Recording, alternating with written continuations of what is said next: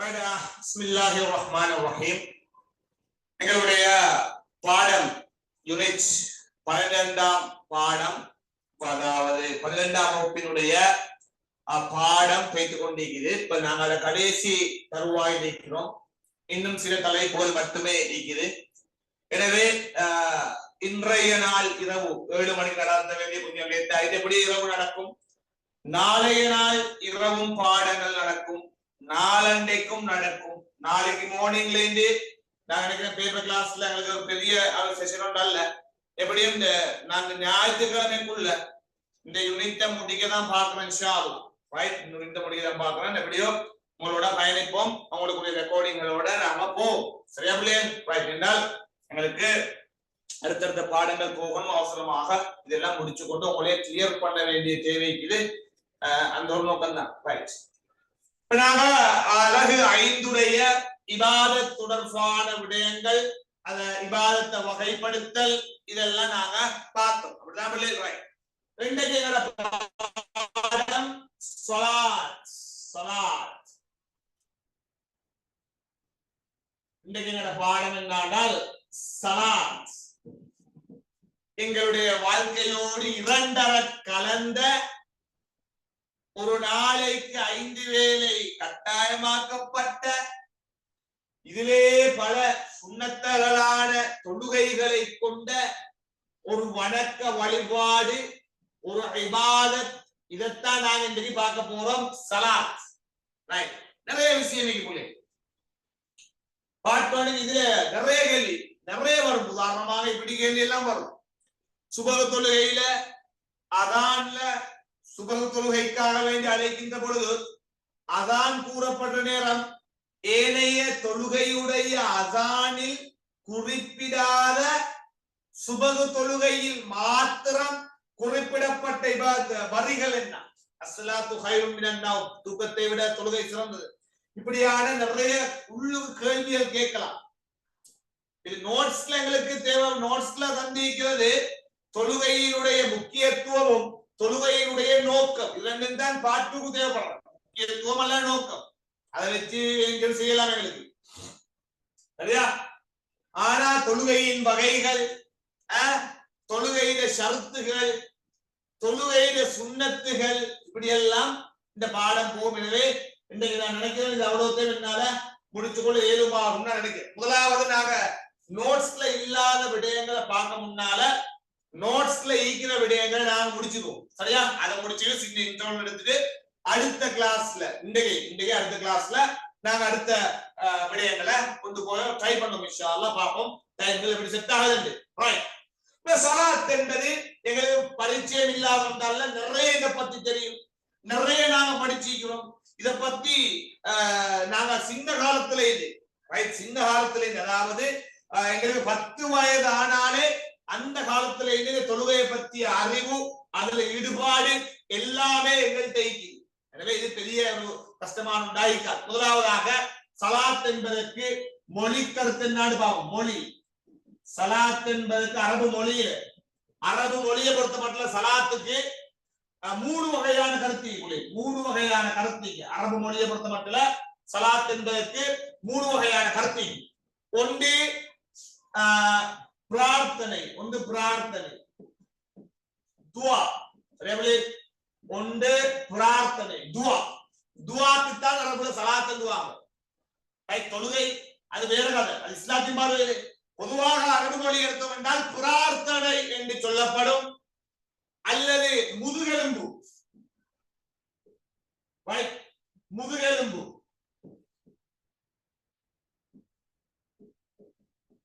முதுகெலும்பு ஓகே. ஒரு மனிதனுக்கு அவன் நிமிர்ந்து நிற்பதற்கு அவசியமான முதுகெலும்பிக்கா, இந்த முதுகெலும்புக்கு ஸலாத் அரபு மொழியை சொல்லுவாங்க. முதுகெலும்பு பின்னால் உள்ள அந்த முதுகெலும்பு நேராக நின்றால்தான் நாங்கள் நேராக நிற்க. எனவே தொழுகையின் ஒளிதான் ஒரு முஸ்லிம் நேராக நிற்கும் என்றால் அவன் வாழ்க்கை தொழுகை கொண்டு. ரைட், மூன்றாவதாக முக்கிய பகுதி.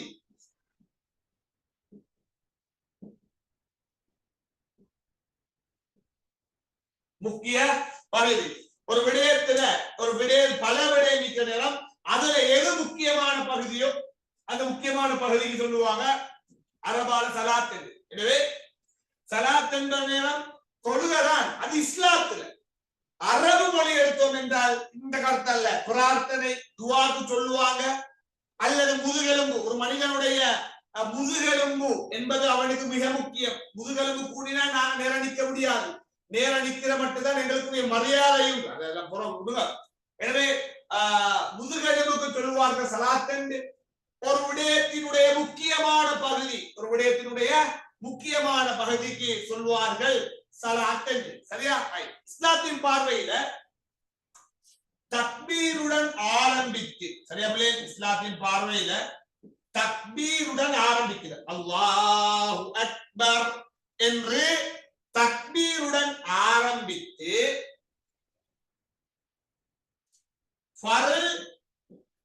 ஃபர்ல் சுன்னத், அதே தக்பீர் தொடங்கி ஃபர்லான ஓதலுமிக்கு சுன்னத்தான ஓதலும் நீக்குது, ஃபர்லான செயலும் நீக்குது, சுன்னத்தான செயலும் நீக்குது. நான் பார்ப்போம் இன்ஷா அல்லாஹ். தக்பீருடன் ஆரம்பித்து ஃபர்லான ஓதல் செயற்பாடுகள், சுன்னத்தான ஓதல் செயற்பாடுகளை கொண்ட சலாமோடு முடிவடையும். சலாமோடு முடிவடையும். சரியா? கொண்ட சலாமுடன் முடிவடையும் ஒரு வணக்க வழிபாடுதான் தொழுகை. சிம்பிள் புள்ளி. நீங்களோட வாழ்க்கைக்கு தான் தக்பீர் அல்லாஹு அக்பர் என்று ஆரம்பித்து அதான் கொஞ்சம் வைத்த அதான்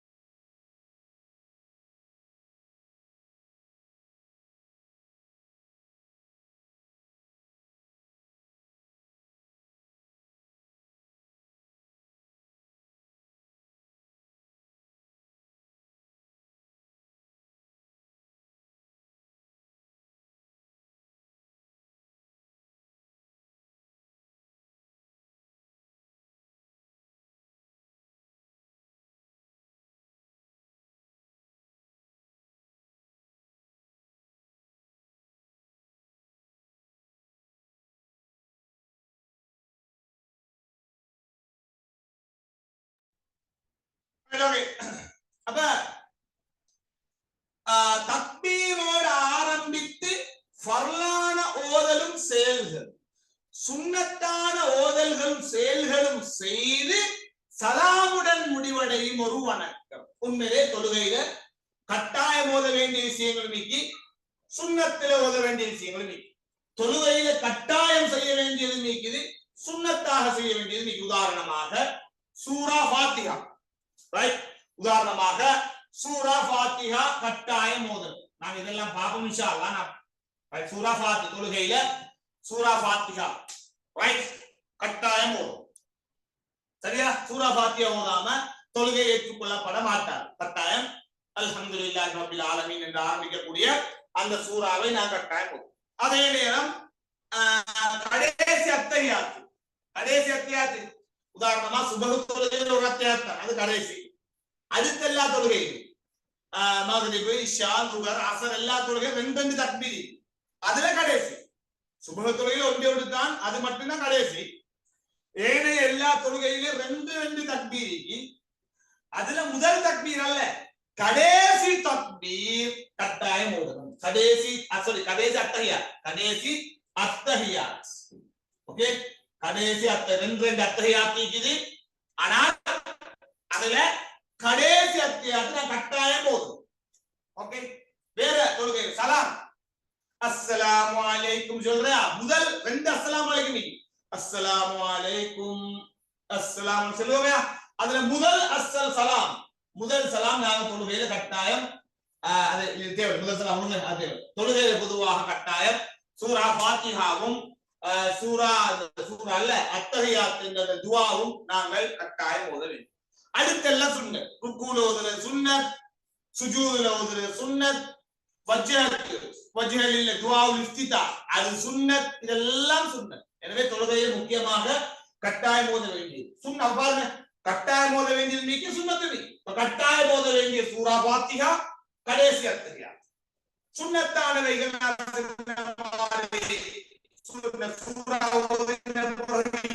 சூறாக்கள், வஜ்ஹத், ருக்கூல ஓதுறது, சுஜூதுல ஓதுறது, நடுஇருப்புல ஓதுறது, இதெல்லாம் சுன்னத். கட்டாயமான செயல் என்னது? ருக்குக்கு போற, சுஜூதுக்கு போற, எழுதுற கட்டாயம் தொழுகை செய்யணும். சுன்னத்தான செயல்கள் என்ன? சுன்னத்தான உதாரணமாக இந்த ரெண்டாவது சலாமிக்கு ரெண்டாவது சலாம் வந்து நாங்க செய்யணும் தானே. முதல் சலாம் அதோட நாங்க ரெண்டாம் சலாம் கொடுப்போம். என்ன, முதல் சலாம் தான் கட்டாயம், ரெண்டாவது சலாம் வந்து சுன்னத். இப்படி தக்பீரோடு ஆரம்பித்து டக்கு நோட் பண்ணிக்கோங்க. ஃபாத்திஹா அத்தஹியாத்தும் கட்டாயம், அத்தஹியாத் தான் கடைசி அத்தஹியாத். அத்தஹியாத் என்பது கடைசி இறுதி அத்தஹியாத். ஓகே, இதை நோட் பண்ணிக்கோங்க. வரைவிலக்கணம் என்னன்னா தக்பீருடன் ஆரம்பித்து ஃபர்லான ஓதல் செயல்களையும் சுன்னத்தான ஓதல் செயல்பாடுகளையும் கொண்டு சலாமுடன் முடிவடையும் வணக்க வழிபாடு, சலாமுடன் முடிவடையும் ஒரு வணக்கம், சலாமுடன் முடிவடையும் ஒரு தொழுகை எப்படியோ. ஆனால் கட்டாயம் தக்பீருடன் ஆரம்பிக்க வேண்டும். அதிலே ஃபர்லான ஓதல் சுன்னத்தான ஓதல்கள் இருப்பது போலவே ஃபர்லான செயல்கள், ரைட், ருக்குக்கு போறது, சுஜூதுக்கு போறது ஃபர்லான செயல். அதே மாதிரி சுன்னத்தும் மீதி. உதாரணமாக நான் சொன்ன மாதிரி இரண்டாம் அத்தஹியாத், இதெல்லாம் தக்பீர் கட்டுதல் சுன்னத்தா, ரைட்? இப்படியான செயல்களும் இங்கே காணப்படுகின்றன. எனவே தக்பீர் என்னடா சார் தக்பீர் கட்டாயம்? தக்பீர் சொல்றதுதான் கட்டாயம். தக்பீர் என்றால் அல்லாஹு அக்பர் என்று கூறுவது கட்டாயம். அதனை கட்டுவது என்பது சுன்னத்துக்குள் வரக்கூடிய ஒரு விடயமாக இருக்கின்றது. ஆனால் இது அதுக்காக கட்டாம கையாட்டு பிடிக்கப்படாத தொழுகையில சுன்னத்து என்று உதாரணமாக நான் சொன்ன கடைசி அத்தியாயம் தான் கட்டாயம், அதுக்கு முன்னாடி அத்தியாயம் சுன்னத்து. அதுக்காக வேண்டி சுன்னத்தான் என்று ஈக்காம எழும்புறா இல்ல அப்படி எல்லாமே ஏழும் தான். அதுக்காக வேண்டி நீங்க அதை பின்பற்றலாம் தேவையில்லை, அதுலயாவது நாங்க சுன்னத்துல செய்வோம். எனவே இது பெரிய ஒரு ஆய்வுக்கு போக வேண்டிய அவசியம் நல்ல பிள்ளை, ஆழமான ஆய்வுக்கெல்லாம் போக வேண்டிய தேவையில்லை. சிம்பிளாக எடுத்துக்கோங்க. தக்பீருடன் ஆரம்பித்து தக்பீரோடு ஆரம்பித்து ஃபர்லான ஓதல் செயல்களையும் சுன்னத்தான ஓதல் செயல்களையும் கொண்டு சலாமுடன் முடிவடையும் ஒரு வணக்க வழிபாடு, ஒரு வணக்கம் தான் என்னது நாங்கள் தொழுகை என்று சலாத் என்று நாங்கள் பார்க்கிறோம். சரியா? சொல் விளக்கம் இதெல்லாம் கரெக்டாக சிம்பிளான விடயங்கள். ரைட்.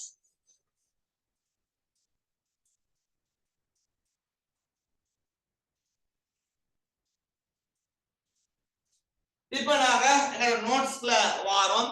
நோட்ஸ்ல பிள்ளைகள் சில விடயங்களை நீங்க பாடமாக்கணும், சில விடயங்கள் உங்களுக்கு தெரிஞ்சிருக்காங்க. சரியா? நீங்க யோசிச்சு எழுதலாம். எனவே கொஞ்சம் தலைய வச்சு அழகா கேளுங்க. போன்ல தான் படிக்கிறீங்க, போனை போட்டுக்கொண்டு இந்த வாட்ஸ்அப் பக்கமோ பேஸ்புக் பக்கமோ அல்லது ட்விட்டர் பக்கமோ அல்லது இன்ஸ்டாகிராம் பக்கமோ எந்த கட்டத்துக்கும் போகாம பாடத்துல முழு அவதானமா இருங்க.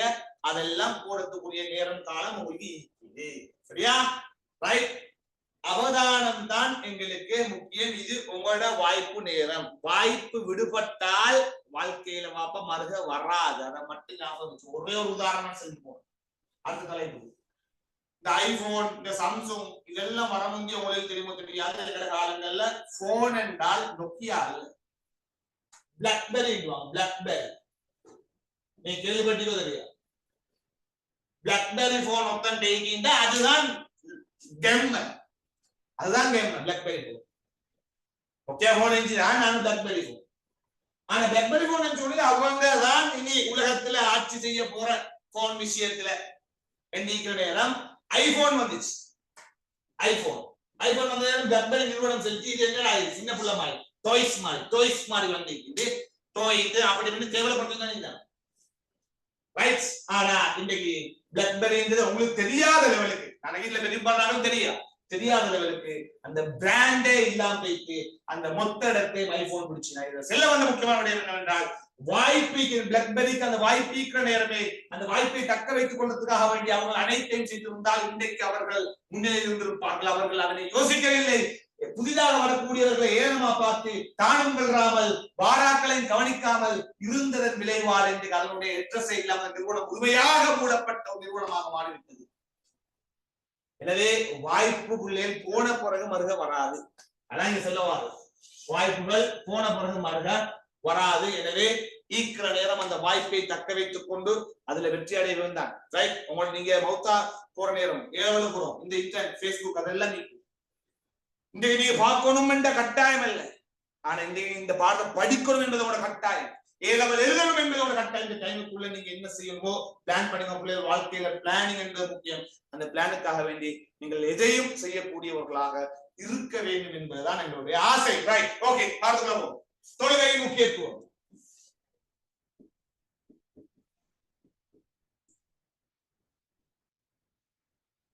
தொழுகையின் முக்கியத்துவம். ரைட். சிம்பிளான ஒரு விஷயம். தொழுகையில முக்கியத்துவம் என்ன? முக்கியத்துவம். ரைட். இதெல்லாம் நீங்க பிரச்சனை தேவையில்லை. முதலாவது முக்கியத்துவம் என்னன்னா நோட்ஸ்ல இதுக்குள்ளே ரைட் நோட்ஸ் நம்பிக்கிறோம். குர்ஆனும் சுன்னாவும் ரைட். குர்ஆனும் சுன்னாவும் தொழுகையின் முக்கியத்துவத்தை எடுத்து காட்டுகின்றது. ரைட். குர்ஆன்லயும் சுன்னாலையும் தொழுகையிட முக்கியத்துவம் குறிப்பிடப்பட்டுள்ளது. எஸ். இப்ப நீங்க என்னது இதுல என்ன செய்யணும்? கட்டாயம் ஒரு குர்ஆன் வசனமும் ஒரு ஹதீஸை நீங்க பாடமாக்கி தான் வேண்டும். இது பாடமாக்க வேண்டியது அந்த பாடம். ஏன்னா இங்க நீங்க வைக்கிற பாயிண்ட் ஆதாரம். இந்த ஆதாரத்தை பாடமாக்க தான் வேண்டும். எனவே குர்ஆன் சுன்னாவும் தொழுகையை பற்றி குறிப்பிட்டிருக்கின்றத நீங்க எப்படி குர்ஆனும் சுன்னாவிலும் தொழுகை பற்றி குறிப்பிடப்பட்டுள்ளவை அதன் முக்கியத்துவத்தை எடுத்து காட்டுகின்றது. அதன் அடிப்படையில் குர்ஆனில் சிம்பிள். குர்ஆன் என்ன? முதல் வசனம் அந்த போட்டி அனைத்து தொழுகைகளையும் குறிப்பாக மத்தியில் அமைந்துள்ள தொழுகையையும் பேணி தொழுது கொள்ளுங்கள். அவ்வளவு. நீங்க என்ன சொல்ல வாருன்னா அனைத்து தொழுகையையும் குறிப்பாக மத்தியில் அமைந்த தொழுகையையும் பேணி பாதுகாத்துக் கொள்ளுங்கள். பாடல் செல்ல வாருன்னா ஐவேல தொழுகையை நீ கட்டாயம் பாதுகாத்துக்கோங்க. அதுல குறிப்பாக மத்தியில் அமைந்த தொழுகையை நீ பாதுகாத்துக்கோங்க. மத்தியில் அமைந்த தொழுகை என்பது குர்ஆன் பொதுவாக சொல்ற விஷயம் என்னன்னா சுபஹ், லுஹர், அஸர், மக்ரிப், இஷா நீங்க 5 தொழுகையை பேணி பாதுகாத்துக்கோங்க. ரைட். பேணி பாதுகாத்துக்கோங்க. அதோடு குறிப்பாக மத்தியில் உள்ள தொழுகை. மத்தியில் உள்ள தொழுகை எது? அஸர். அஸர் தொழுகையை நீ பேணி பாதுகாத்துவே. ஏனது அப்ப ஏனைய தொழுகை விட அஸர் வந்து ஸ்பெஷலான தொழுகையா? அப்படி அல்ல. ஏனென்றால் நாங்க சுபஹுக்கும் எழும்புவோம் தொழுவதற்கு. ஆனால் எங்கள்கிட்ட ஈக்கிற ஒரு தந்திரியமான தூக்கம் என்ன தெரியுமோ? இந்த அந்தில படுக்கிறது. அது படுத்தோம் என்றால் நாங்க மகரிபாக்கால வராது. ஏன்னா அந்த அசர் வந்து மகரிபுடைய சூரியன் அஸ்தம் வந்து கொடுத்தோம் கூட சில ஆக்கள் மகரிபு அதான் சில காரணம் 7 தான் டைமிங் தான். ஆனா அது மக்ரூ வெறுக்கத்தக்கது. அசருக்குரிய நேரம் அந்த 5 நேரத்துல தொந்து விட்டுரும். அப்ப நாங்க தூக்க பிடிச்சோம் என்றால் இந்த அசர் தொழுகை மிஸ் ஆகும். என்னோட வேலைகளுக்கு போனா இந்த அசர் தொழுகை பெரும்பாலும் மிஸ் ஆகும். பொடுபோக்காகும். சுபஹ் ஒரு நாள் ஆரம்பம் தானே எப்படின்னு தொழுது லுகரும் கேஸ் மகரிப் இஷா நைட்டு தானே.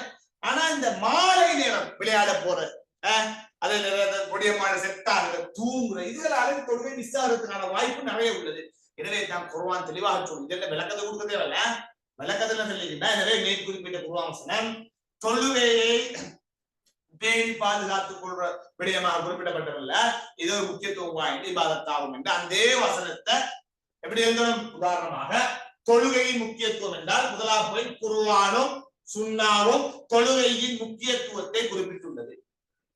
அதன் அடிப்படையில் குர்ஆன் என்னது தொழுகையையும் குறிப்பாக மத்தியில் உள்ள தொழுகையையும் பேணி பாதுகாத்துக் கொள்ளுங்கள். மேற்குறிப்பிட்ட அல் குர்ஆன் வசனம் தெளிவாகவே தொழுகையை பாதுகாக்குமாறு குறிப்பிடப்பட்டுள்ளது. இது தொழுகையினுடைய முக்கியத்துவத்தை எடுத்துக்காட்டுது. ஆக சிம்பிள். இன்னொரு வசனம் ரெண்டு படமா என்ன போதுங்க? ஒரு வசனம் நிச்சயமாக தொழுகை மானக்கேடான வெறுக்கத்தக்க கர்மங்களிலிருந்து மனிதனை பாதுகாக்கும். இன்னொரு வசனம் ஒரு வித்தியாசமான முறையில் எழுதலாம். தொழுகையிட சிறப்பு குர்ஆன் சில நேரம் ஒருவன் தொழுதால் அவன் வெட்கமான செயல்களில் ஈடுபட மாட்டான், மானக்கேடான செயல்களில் நிச்சயமாக ஈடுபட மாட்டான் என்று குறிப்பிடுவதன் மூலம் தொழுகை முக்கியத்துவம் எடுத்து காட்டி அந்த அதே வசனத்தை குறிப்பிட்டு அதுல வார விஷயம் நீங்க தலைக்கெடுங்க, எடுத்து உங்களோட மொழி நடையில மாத்தி விடுவோம், வேலை முடிஞ்சு. எப்படி? என்ன வசனம்? நிச்சயமாக தொழுகை மானக்கேடான தீய செயல்களிலிருந்து உங்களை பாதுகாக்கும். மேற்பிட்ட குறிப்பிட்ட குர்ஆன் வசனத்தின் அடிப்படையில் ஒருவன் தொழுதால் அவன் மானக்கேடான் வெட்கமான காரியங்களில் ஈடுபட மாட்டான், தீய காரியங்களில் ஈடுபட மாட்டான். இதன் அடிப்படையில் தொழுகை என்பது மனித வாழ்க்கையில் ஒரு முக்கியமான விடயம் என்பதை குர்ஆன் எடுத்து காட்டுகின்றது. ரெண்டு வசனம் சொல்லி ரெண்டுமே லேசியவள் பாடமாக்க ரெண்டையும் எழுதினாலும் கேஸ் இல்லை. இப்ப நாங்க ஹதீஸ் கட்டாயம் இதுல குர்ஆன் ஹதீஸ் கொடுக்கணும். நீ ரெண்டு குர்ஆன் வசனம் மட்டும் கொடுத்தா போதா, ஹதீஸ் கொடுக்கணும். எனவே உங்களால எழுதியலுமண்டா கை வலி இல்லைண்டா கையில நரம்புகள் வருத்தத்தால் துடிக்கவில்லை என்றால் பேனையில் மை இருந்தால் எழுதுவோம் ரெண்டு. அப்படி இல்லையா ஒன்று மட்டும் எழுது. இது ரெண்டும் தலைக்கு வரல என்ன வேற குர்ஆன் வசனம் தொழுகை இந்த குர்ஆன்ல தொழுகையை பத்தி ரெண்டு மட்டும் வாங்கி இன்னும் எவ்வளவு வாங்கி உங்களுக்கு எது நீங்க போட்டு போடலாம். நான் லேசான ரெண்டு தான் இன்னொன்று என்ன? தொழுகையை நிலைநாட்டுங்கள். அந்த துண்டு மட்டும் போதும், அது எழுதியாச்சு. தொழுகையே தொழுகையை நிலைநாட்டுங்கள் முடிஞ்சுக்காத எழுதிட்டு. எனவே மேற்குறிப்பிட்ட அல் குர்ஆன் வசனம் தொழுகையை ஒரு முஸ்லிம் கட்டாயம் நிலைநாட்ட வேண்டும் என குறிப்பிடப்பட்டுள்ள அதன் முக்கியத்துவத்தை காட்டுகிறது. நிச்சயமாக தொழுகை நேரம் குறிப்பிடப்பட்ட இபாதத்தாகும். உங்களுக்கு தெரிஞ்சா உங்களுக்கு எந்த தெரியுமோ அதை போட்டுக்கொண்டு போகலாம். அடுத்த ஹதீஸ். மறுமை நாளில் அடியான் தொழுகையை பற்றியே முதலில் விசாரிக்கப்படுவான். அது சீராகிவிட்டால் அவனுடைய ஏனைய அமல்களும் சீராகிவிடும், அது பழுதாகிவிட்டால் ஏனைய அமல்களும் பழுதாகிவிடும். நான் சிம்பிளான தண்ணீர் மறுமை நாள்ல தொழுகையை பத்தி தான் முதல் கொஸ்டின். தொழுதியா? அது கூட நபியா சொல்றாங்க, தொழுத ஒத்தன வாழ்க்கையில் சீராக இருந்தால் அவனுடைய ஏனைய அமல்களும் சீராகி, தொழுக ஒத்தன வாழ்க்கையில சீராக இல்லையா குழப்பமா அவன் அடுத்த அமல்களும் குழப்பமா தான் நீக்கும் என்று நபி அவர்கள் சொன்ன அதே விஷயத்தை ஒரு மொழி. எனவே ஹதீஸ்லையும் உங்களுக்கு ஏதாவது தெரிஞ்ச ஹதீஸ் இருந்தால் போட்டு. இது முதல் முக்கியத்துவம். ஆக சிம்பிள். இரண்டாவதாக நேரடியாக வழங்கப்பட்ட இரண்டாவது முக்கியத்துவம் என்னன்னா நேரடி. ஏனைய இபாதத்துகளுக்கு இல்லாத தொழுகைக்கு மட்டும் ஒரு ஸ்பெஷல் என்னன்னா அல்லாஹ் நேரடியாக வானத்துக்கு அழைத்து வழங்கி உங்களுக்கு சம்பவத்தில் நபி ஸல்லல்லாஹு அலைஹி வஸல்லம் அவர்கள் மேராஜ் பயணத்தின் பொழுது இங்க நீங்க மக்கால பலஸ்தீன் போன பலஸ்தீன் இந்த அல்லாஹ் சந்திக்க போன கதை அதெல்லாம் வந்துருல கேள்விக்கு ஏற்ற மாதிரி ஒரு தலை வேலை செய்யணும். ரைட்? தெரிஞ்ச எல்லாத்துக்கும் இதுக்குள்ள போறல இதெல்லாம் தெரிஞ்ச விஷயம் தானே. மக்கால அப்படியா நபி ஸல்லல்லாஹு அலைஹி வஸல்லம் அவர்கள் மக்காவில் இருக்கின்ற நேரம் அல்லாஹ் தஆலா மிஅராஜ் என்ற பயணத்துக்கூடாக தன்னை சந்திக்க அழைத்தான். அது சம்பவத்தை நான் பாயிண்ட் மட்டும் வச்சிக்க, இதெல்லாம் லேசி. அழைத்தான். அழைத்து நபி ஸல்லல்லாஹு அலைஹி வஸல்லம் அவர்களுடன் பல விடயங்களை விவாதித்து என்னது 50 வேளை தொழுகையை அல்லாஹ் தஆலா பரிசாக வழங்கினார். அதை எடுத்துட்டு வாராங்க நபி 50 வேளை தொழுகை, அதை கட்டாயம் தொழுகை எடுத்துட்டு வார நேரம் இடையில வாராரு மூசா அலைஹிஸ்ஸலாம். ஒரு முறை கேள்வி வந்தீங்க, ஒரு முறை கேள்வி வந்தீங்க 50 வேளை தொழுகையை நபி அவர்கள் எடுத்து வருகின்ற பொழுது இடையில் மறித்த நபியார் மூசா. மூசா சொல்றாங்க, உங்களோட சமூகம் 50 வேளை தொழாது, குறைச்சிட்டு வாங்க. மரும நபியாக போயிட்டு 45, 40, 35 என்று அஞ்சஞ்சாக குறைத்து 5 எடுத்துட்டு வார நேரம் கூட மூசா நபி அவர்கள் சொன்னார்கள், இதுவும் தாங்க மாட்டாங்க. உண்மைதானே, 5 வேளை தொழுகையில கொஞ்சம் கஷ்டமா தான், 50 வேளை மட்டும் வந்திருந்தால் முடிஞ்சினாங்க. எனவே 5 வேளை குறைச்சிட்டு வாங்க சென்ன மூசா நபியாவும் சொன்னாங்க, இதுக்கு அங்க போறது எனக்கு வெட்கம், இதுக்கு அங்கால பேசி குறைத்து கேட்பதே வெட்கம் என்று நபி அவர்கள் உலகத்துக்கு வந்தார்கள். நீங்க அதெல்லாம் இந்த தேவை இருந்தோம். 50 வேளை தொழுகையோடு வார நேரம் மூசா நபி அவர்கள் இடைமறித்து சமூகத்தின் நிலைமையை விளக்கி 5 வேளை தொழுகையாக மாற்றி வருமாறு அழைத்தார்கள். அதன் பிறகுதான் என்னது முஸ்லிம் சமூகத்துக்கு 5 வேளை தொழுகை ஹிஜ்ரி 2 கடமையாக்கப்பட்டது. தொழுகை எப்பமா ஹிஜ்ரி ஹிஜ்ரி 2 அல்ல, மன்னிச்சுக்கோ. அதன் பிறகு தொழுகை கடமையாக்கப்பட்ட ஹிஜ்ரியால் மக்கால் தானே, எனவே அதுக்கு ஒரு டேட் ஒன்று தேவையில்ல. எனவே அதன் பிறகுதான் எனவே மறு ஃபைனல் கொடுக்கிறோம். ஃபைனல் அப்படி அதன் அடிப்படையிலே ஏனைய இபாதத்துகள் போன்று அல்லாமல் அல்லாஹ் அதே விஷயம் தான் அரைச்சமாவா இருக்கிற. நீங்க கதை எழுதி போட்டு மறு ஃபைனலா மறுபடியும் மாத்து எப்படி.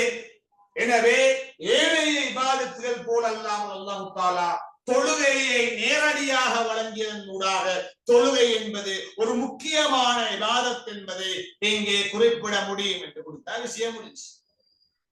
சிம்பிளான விஷயம் இது. அந்த கதையை வச்சு உங்களுக்கு மெச்சடிச்சிடலாம். அடுத்ததாக தொழுகையில் அல்லாஹ்வை சதாவும் நினைவு கூறக்கூடிய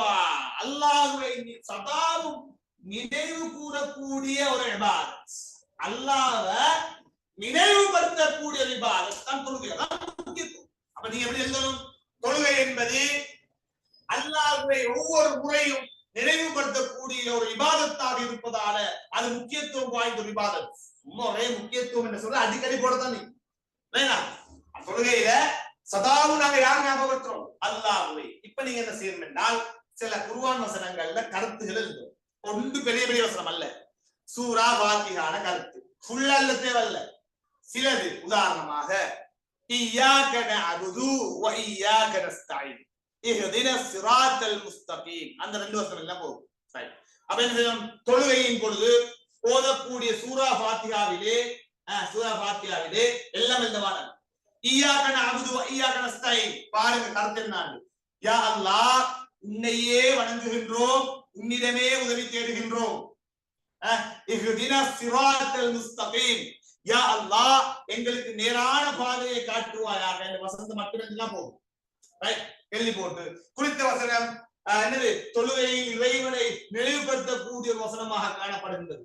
மேலும் ஏனைய துஆக்கள் ருக்கு, அது எல்லாத்தையும் ருக்கு, சுஜூது, அத்தஹியாத் போன்ற அனைத்து செயல்களிலும் காணக்கூடிய துஆக்களிலும் இறைவனை நினைவுபடுத்தக்கூடியதாகவே தொழுகை அமைந்துள்ளது.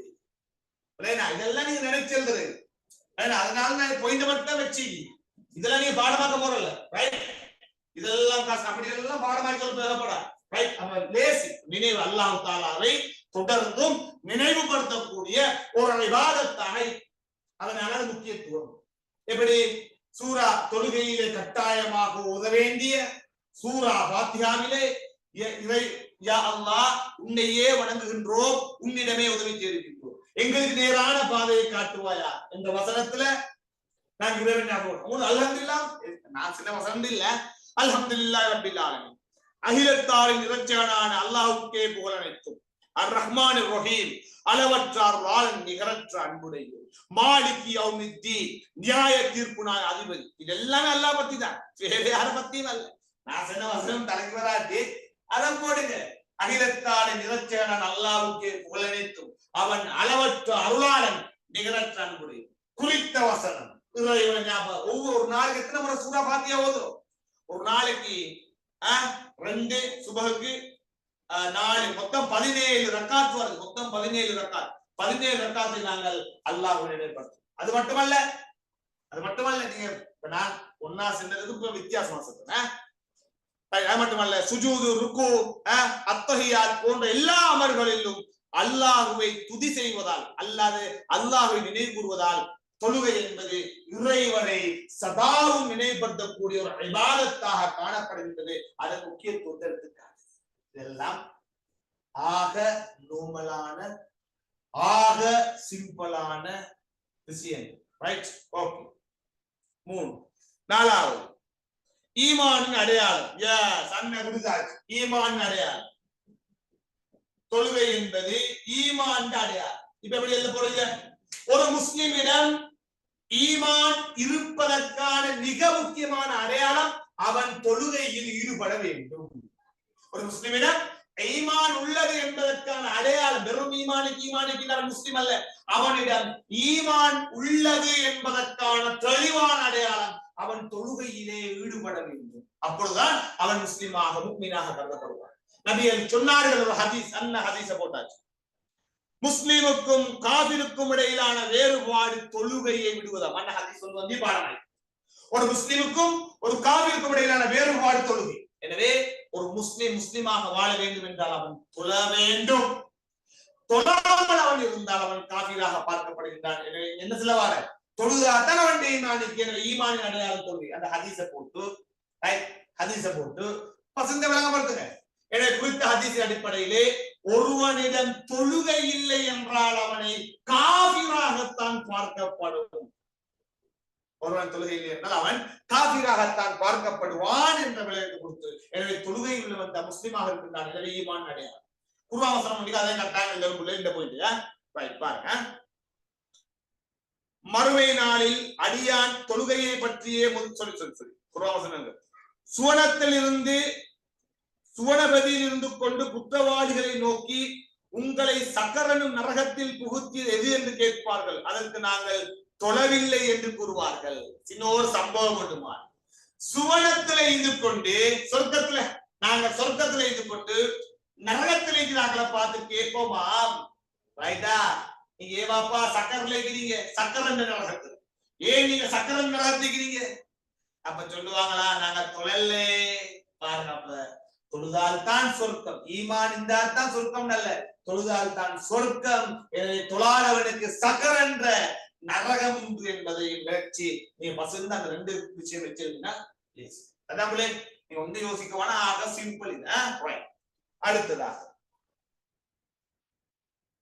கட்டுப்பாடு, கால நேர முகாமைத்துவமா தொழுகையில அடுத்த மிக முக்கியம் என்னன்னா, இது ஒரு கட்டுப்பாடு, கால நேர முகாமைத்துவம் கொண்டிருப்பார். கட்டுப்பாடு, கால நேர முகாமைத்துவம் இதுவும் நீங்க நினைச்சிருந்தலாம்.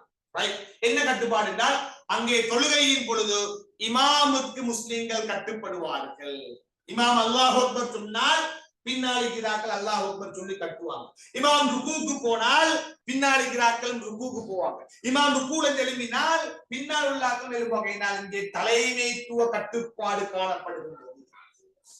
எனவே இமாமுக்கு கட்டுப்படுறது, தலைமைத்துவத்தின் கட்டுப்பாடு தொழுகை எங்களுக்கு தரது. எனவே அது ஒரு முக்கியமா இல்ல கட்டுப்பாடு எப்படின்னால், தொழுகையின் பொழுது மஅமூன்டா பின்னாடி தொழுகையின் பொழுது மஅமூன் என்பது பின்னால் உள்ளவர்கள். மாமூன்கள் இமாமுக்கு எந்நிலையிலும் கட்டுப்படுகின்றார்கள் என்பதா, எந்நிலையிலும் கட்டுப்படுவதனால் கட்டுப்பாடு என்ற அந்த பயிற்சியை தொழுகை முஸ்லிம்களுக்கு வழங்குகின்றது. எனவே அது ஒரு முக்கியத்துவம் வாய்ந்தது. உண்மைதான பிள்ளைகள் எந்த அளவுக்குண்டா, சம்டைம் இமாமு பிழையானு வைங்களேன், இமான் 4 ரக்காத்துல சலாம் கொடுக்கணும், சலாம் கொடுக்காம எழுப்பிட்டார், இமாமுக்கு பிழையாயிட்டு. இமாமு பிழையாயிட்டு 4 ரக்காத்துல சலாம் கொடுக்காம எழுப்பிட்டார்னு வைங்களேன், பின்னாடி இமாமு ஞாபகப்படுத்த பார்க்கணும். எப்படி ஞாபகப்படுத்துற? சுப்ஹானல்லாஹ் அல்ஹம்துலில்லாஹ் சொல்லி ஞாபகப்படுத்தணும். இமாமு ஞாபகம் வரல, அவர் எழுப்பி சூரா ஃபாத்தியா மருக ஓதுறாரு, நாங்களும் அதோடு எழுப்பிடுவோம். நான் ஞாபகப்படுத்தணும். அவர் எழும்புற நேரம் இவர் மறந்துட்டாங்க, நாங்கள் அல்ஹம்துலில்லாஹ் சொன்னா அவரு படும். அப்படி செல்லியமோடு படாட்டி அவரோடு சேர்ந்து நாங்களும் எழும்புவோம். அவர் எழுப்பிட்டாரு, நாங்க சலாம் கொடுக்கறதுக்காகவே இல்லாது. எனவே அந்த அளவுக்கு கட்டுப்பாடு இந்த இபாதத் எங்களுக்கு தருகின்றது. அந்த அளவுக்கு கட்டுப்பாடு. கால நேர முகாமைத்துவது குர்ஆன் கட்டாயம் பாடமாய் கொள்ளும். நிச்சயமாக தொழுகை என்பது என்னது நேரம் குறிப்பிடப்பட்ட இபாதத்தாகும். தொழுகை என்பது நேரம் குறிப்பிடப்பட்ட இபாதத்தாகும். அதை வச்சு எங்களுக்கு டைமிங்க பழக்குது, கால முகாமைத்துவம். அதாவது அந்தந்த டைமுக்கு அந்தந்த வேலைகள் செய்து தொழுகப்படுது. சுப கதான் நான் தொழப்போம். அப்ப அதுல எங்களுக்கு என்னது இதே மாதிரி ஏனைய வேலைகளை டைமுக்கு நாங்க செய்யணும். லுகர் கதான் சில தலைப்பு தொழப்போம். அப்ப எங்களுக்குள்ள தொழுகை கூடாக நேர முகாமைத்துவம் என்ற அந்த பண்பு வளருது. அது டைமுக்கு தொழுவத்தனுக்கு அவன் வாழ்க்கையில் அடுத்தடுத்த வேலைகளும் சமய டைமுக்கு செய்வோம். ஏன்னா அவன் டைமுக்கு பழகினவன். ஐவேளை தொழுவைய டைமுக்கு பழகினவனுக்கு ஏழையவைகளையும் அவனுக்கு பசுந்தாக டைமினுக்கு செய்து முடிக்க முடியுமான ஒரு ஆற்றல் வரும். அப்ப இந்த வசனத்தை குர்ஆன் வசனத்தை போட்டு, எனவே தொழுகை என்பது நேரம் குறிப்பிடப்பட்டு பார்த்தான். இதற்கு ஒரு முஸ்லிம் தன்னை பழக்கப்படுத்துகின்ற பொழுது அவருடைய வாழ்க்கையில ஏனைய விடயங்களிலும் நேர முகாமைத்துவம் காணப்படுவதால இது ஒரு முக்கியத்துவம் வாய்ந்த இபாதத்தாக கூற முடியும். ஆக சிம்பிள். இறுதி 5 போதும். ரைட், 1 2 3 4 5 சரி. இன்னொன்னைக்கு வெற்றியின் அடையாளம். தொழுகை என்பது வெற்றியின் அடையாளம். தொழுகை என்பது வெற்றியின் அடையாளம். எஸ், அதுவும் குர்ஆன். தொழுகை ஒரு மனிதன் உண்மையிலே வெற்றி அடைந்தவன் என்பதற்கான அடையாளம் என்ன? சும்மா ஒரு மனிதன் உண்மையிலே வெற்றி அடைந்தவன் என்பதற்கான அடையாளம் அவன் தொழுதவனாக இருந்தால், அவன் தொழுகை ஈடுபட்டால் தான் அவன் வெற்றியானவனாக கருதப்படுவான். ரைட், பாருங்க வசனம் என்ன வசனம்? வெற்றி பெற்றவர் யார் என்றால் குர்ஆன் வசனம். வெற்றி பெற்றவர் யார் என்றால் பக்தியுடன் தொழுகையை நிறைவேற்றினார். அல்லாஹ் தஆலா சொல்றான், யார் வெற்றி பெற்றவர் என்றால், யார் வெற்றி பெற்றவர் என்றால் யாரு பக்தியோடு தொழுகின்றார்களோ அவர்களே வெற்றி பெற்றவர்கள். வசனம் வச்சிருக்கிறார். சரியா? அந்த வசனத்தை வாழ்க்கையில வெற்றி பெற்றவர்கள் தொழ வேண்டும் அப்படின்னு போது இதெல்லாம் இது சிம்பிளான விஷயம். பார்த்துக்கோங்க. இதே விஷயம் பேப்பர் கிளாஸ்ல வித்தியாசமான அமைப்புல கேள்விகளை போட்டிருக்கு. எனவே இவைகளை நீங்க வந்து 9 முறை ஒழுங்கா வாசிச்சுக்கோங்க, படிச்சுக்கோங்க. இதுகள்ல எல்லாம் பாடமாக்க தேவையில்ல. குர்ஆன் வசனங்களை கட்டாயம் பாடமாக்குங்க.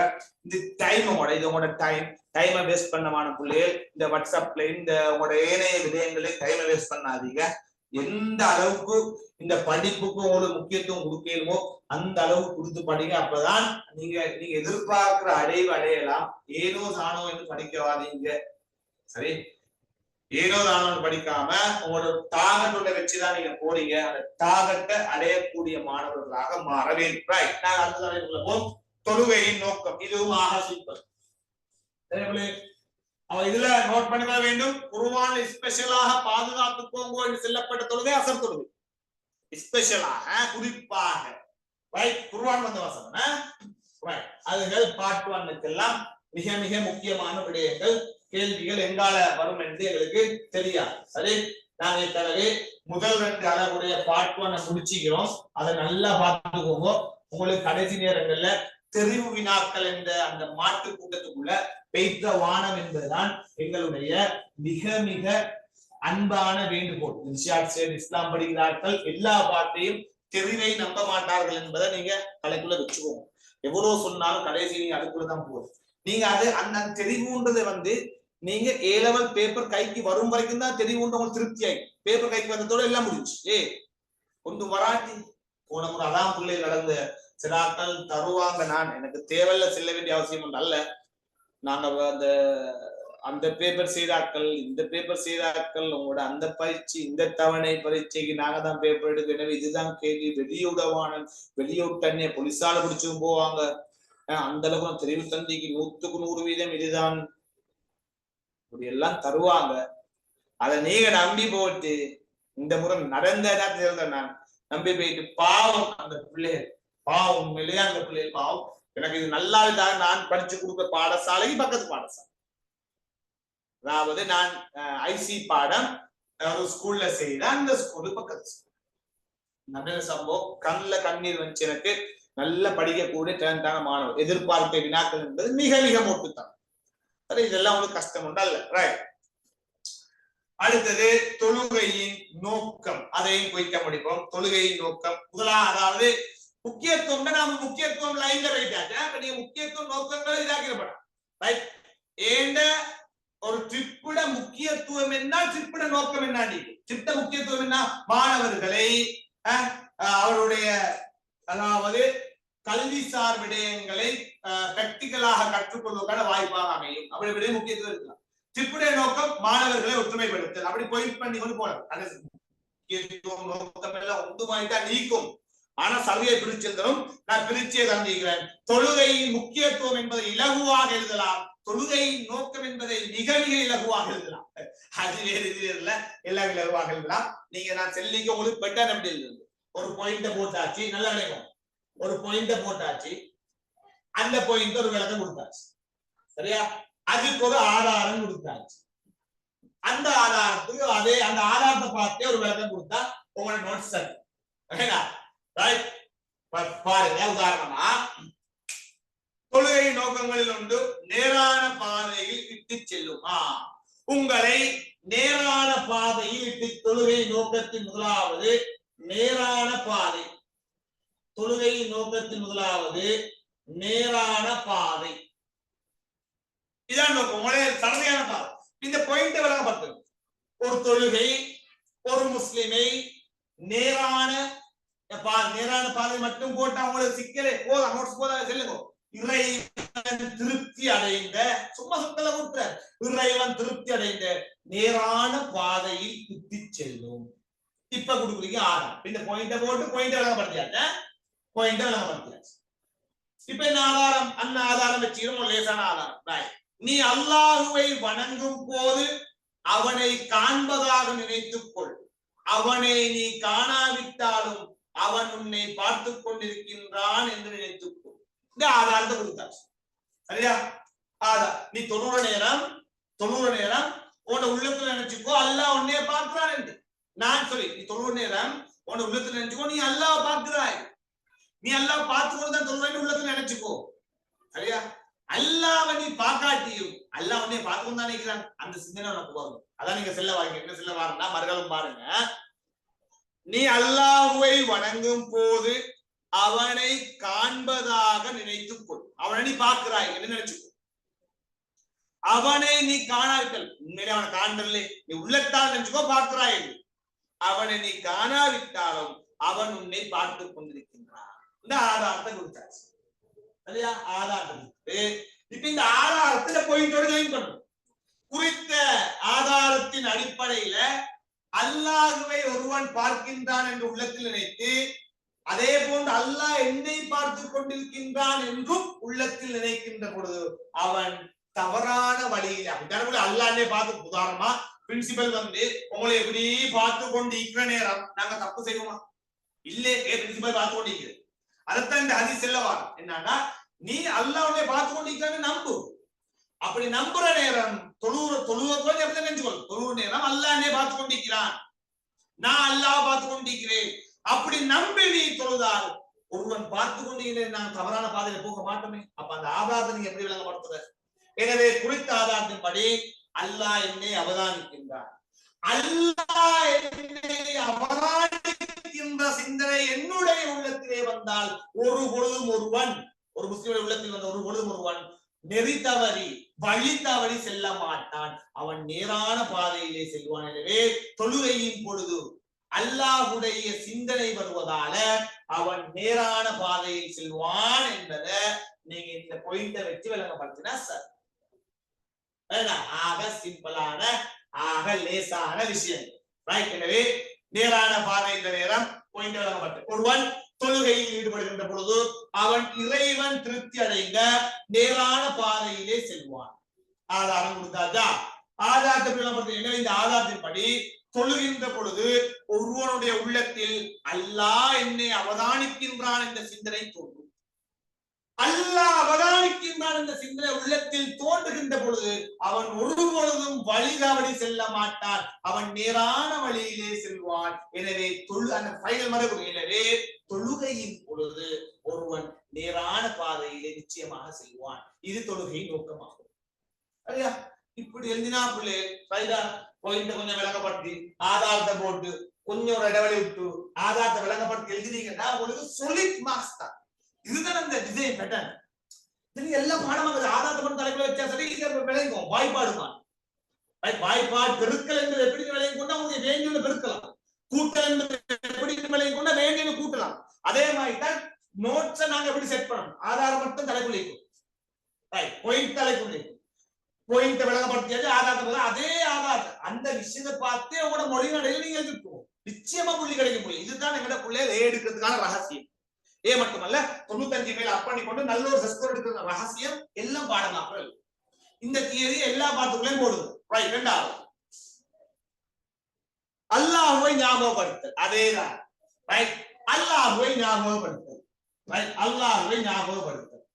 தொழுகை நோக்கம் சதா அல்லாஹ்வை ஞாபகப்படுத்தல். ரைட். பாருங்க ஒரு ஆதாரம் வச்சுக்கிறோம். நிச்சயமாக சொல்லி எங்க என்னையே நீர் வணங்குவீராக, என்னை நினைவு கூறுவதற்காக தொழுகையை நிலைநிறுத்துவீராக. அல்லாஹ் தஆலா குர்ஆனில் சொல்றான், என்னை நினைவு கூறுவதற்காக தொழுகையை நிலைநாட்டுக. அந்த வசனம் அப்படியே இருக்கு. அப்ப எப்படி இந்த பாயிண்ட் எல்லாம் பாருங்க. ஒருவன் தொழுகின்ற பொழுது அவன் சதாவும் அல்லாஹ் தஆலாவை நினைவுபடுத்துவான். ஆதாரம் என்னை நினைவு கூறுவதற்காக தொழுகையை நிலைநாட்டுங்கள். கொடுத்தாச்சா? அதோட விளக்க போறீங்க. மேற்குறிப்பிட்ட ஆதாரத்தின்படி ஒருவன் தொழுவதன் பிரதான நோக்கமே இறைவனை ஞாபகப்படுத்தலாகும்.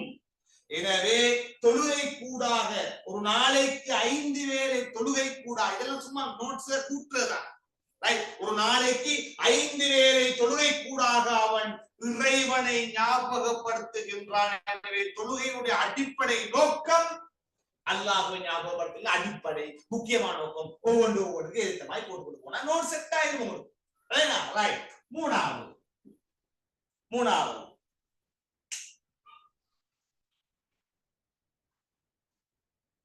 தொழுகையை நோக்கம் என்னாண்டா உள அமைதியும் சாந்தியும். உள அமைதி அமைதி. உண்மையிலே பிள்ளைகள் தொழுகையினுடைய நோக்கங்கள்ல மிக முக்கியமானது உள அமைதி. ரைட். உள அமைதி விளங்கப்படுத்துங்க. ஒருவன் குறிப்பிட்ட 5 வேளை தொழுகையையும் முறையாக தொழுதால் அவனுடைய உள்ளம் அமைதியான உள்ளமாக இருக்கும். அதான் இந்த பாயிண்ட். ஒருவன் சும்மா போடுற குறிப்பிட்ட 5 வேளை தொழுகையையும் முறையாக தொழுதால் அவனுடைய உள்ளம் அமைதியாக காணப்படும். உண்மையும் அதான் பிள்ளை. சரியா ஒரு நாளைக்கு 5 வேளை தொழுகை தொழுதுட்டு அன்றைக்கு நாள் நாங்க தூங்க போற நேரம் எங்களோட உள்ளம் ஈக்குமே ஒரு சாந்தியான நிலைமை. அடே இன்றைக்குரிய நாள் எல்லா இபாதத்தை திருப்தியாக செய்தேன் என்ற திருப்தியா, அந்த திருப்தியோட உயிர் போனாலும் எங்களோட ரூஹ் நிம்மதியாக போகும் வெளியே. அதான் உண்மை இல்லையா? அதான் உண்மை. எனவே அந்த நிம்மதி நோட்ஸ்லையும் எழுதுவோம், உன வாழ்க்கையிலையும் கொண்டு வாங்க. அந்த ஆதாரம் என்ன? கொஞ்சம் பெரிய ஒரு வசனம். மெய்யாகவே உண்மையாகவே நம்பிக்கை கொண்டிருப்போர் அவர்கள் தம்முன் அல்லாஹ்வின் திருப்பெயரை துதி செய்யப்பட்டால் அவர்களுடைய உள்ளங்கள் நிம்மதி அடைகின்றன. சிம்பிளான வசனம். உண்மையாகவே நம்பிக்கை உடையவர்களுக்கு முன்னால அல்லாஹ்வுடைய பெயரை சொன்னால் அவருடைய உள்ளம் என்னது நிம்மதி அடையும். அதான் ஆதாரம். இது நாங்க இது செட் பண்ணணும். ஆதாரம் என்னது? உண்மையாகவே ஒரு முக்மின் கிட்ட பேசி அல்லாஹ்வுடைய பேரை சொல்ற நேரம் அவனுடைய உள்ளம் திருப்தி அடையும், நிம்மதி அடையும். இதான் உண்மையான விஷயம். அவன்கிட்ட போயிட்டு சொல்ற நேரம் அவனுடைய உள்ளம் நிம்மதி அடையும். இதான் உண்மையான விஷயம். இது எப்படி நாம் பார்க்கிறப்ப எனவே தொழுகையின் பொழுது தொழுகையில ஒவ்வொரு ஓதல்களிலும் தொழுகையில ஒவ்வொரு குறிப்பிட்ட சூரா ஃபாத்திஹாவாக இருக்கலாம், ருக்கு துஆவாக இருக்கலாம், சுஜூத் துஆவாக இருக்கலாம். சூரா ஃபாத்திஹா, ருக்கு துஆ, சுஜூத் துஆ போன்ற எல்லா துஆக்களிலும் இறைவனை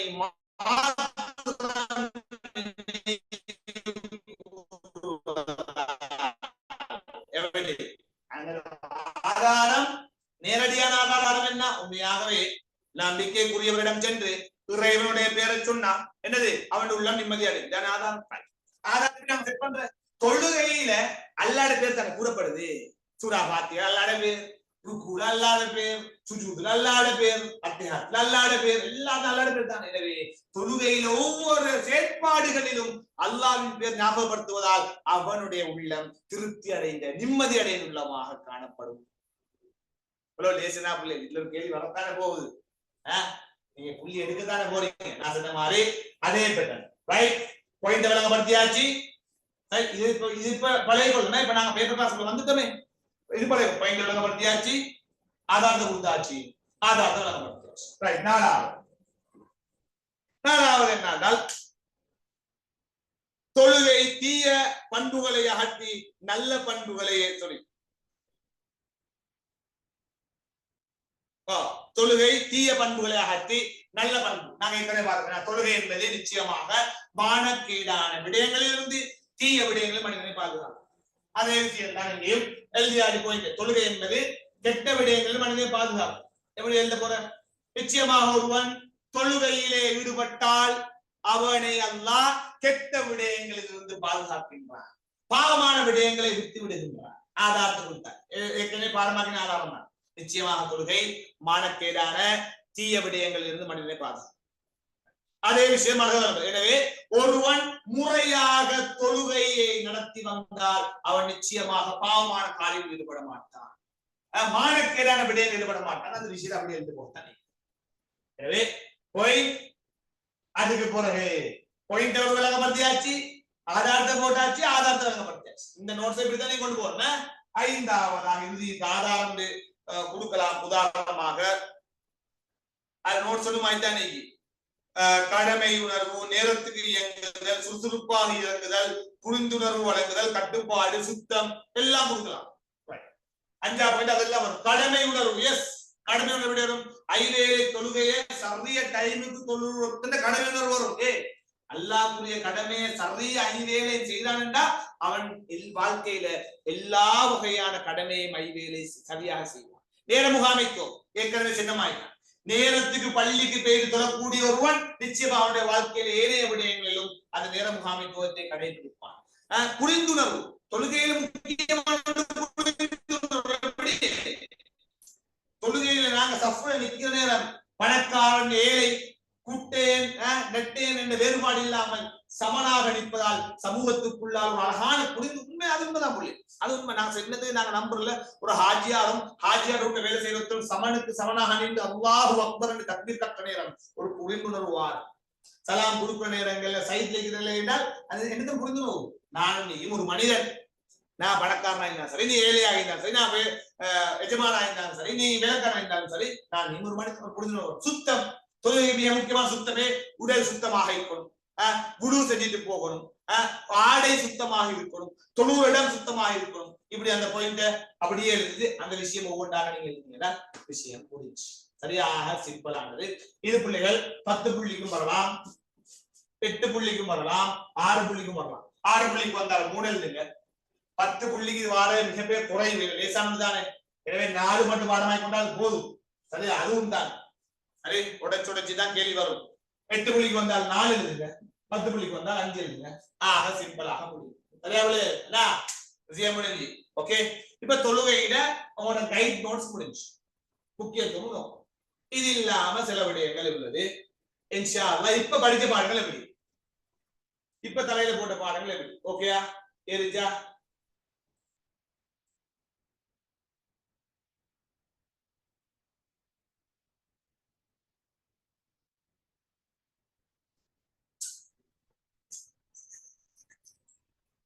Right, okay.